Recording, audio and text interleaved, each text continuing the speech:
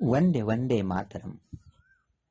भारतभूमी हिमालयाच्या उंच शिखरांनी मुकुट धारण केलेली, गंगा यमुनेच्या पवित्र प्रवाहाने समृद्ध झालेली, शेतकऱ्याच्या घामाने हिरवीगार झालेली आणि असंख्य वीरांच्या बलिदानाने पावन झालेली ही केवळ भूमी नाही, ही आहे आपली मातृभूमी.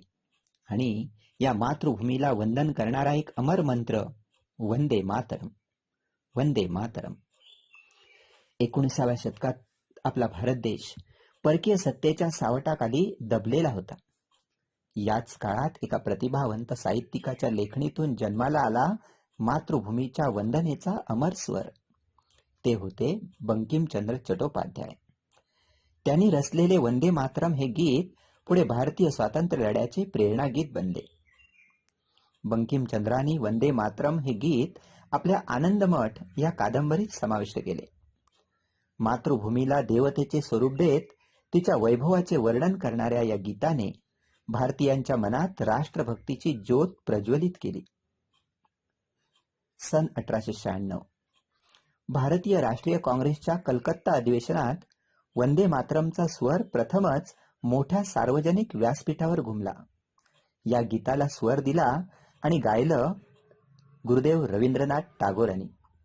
त्या क्षणापासून वंदे मातरम हा केवळ साहित्यिक आविष्कार राहिला नाही, तो बनला राष्ट्र जागृतीचा स्वर. हो, राष्ट्र जागृतीचा स्वर. 1905 मध्ये बंगालच्या फाळणी विरोधात उभ्या राहिलेल्या स्वदेशी आंदोलनाला वंदे मातरमने नवी ऊर्जा दिली.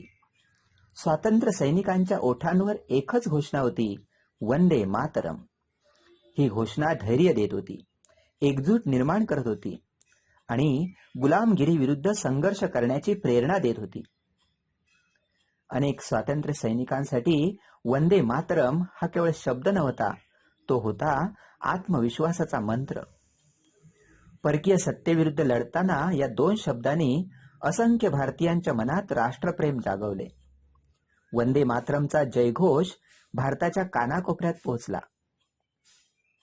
आणि अखेर 15 ऑगस्ट 1947 रोजी भारत स्वतंत्र झाला. शतकानुशतकांच्या संघर्षानंतर भारताच्या आकाशात स्वातंत्र्याचा तिरंगा अभिमानाने फडकला. या स्वातंत्र्याच्या प्रवासात वंदे मातरमचा वाटा अविस्मरणीय आहे. स्वतंत्र भारताने वंदे मातरमला विशेष राष्ट्रीय सन्मान दिला.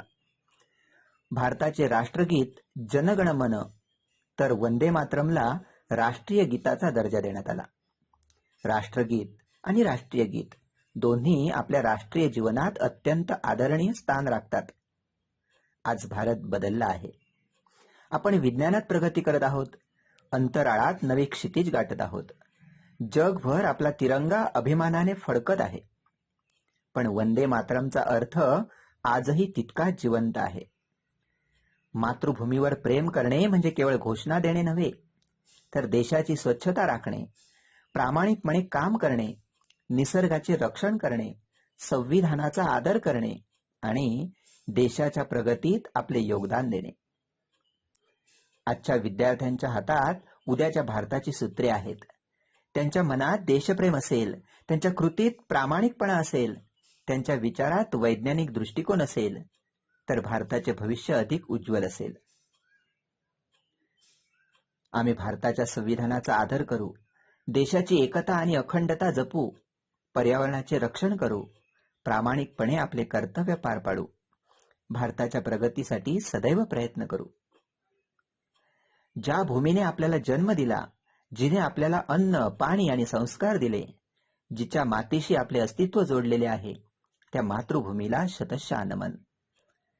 वंदे मातरम हा केवळ इतिहासातील एक स्वर नाही, तो आहे भारताच्या अस्मितेचा स्वर, भारताच्या स्वाभिमानाचा स्वर, भारताच्या एकतेचा स्वर. चला, आपल्या कृतीतून मातृभूमीची सेवा करूया. वंदे मातरम, वंदे मातरम, वंदे मातरम. जय हिंद.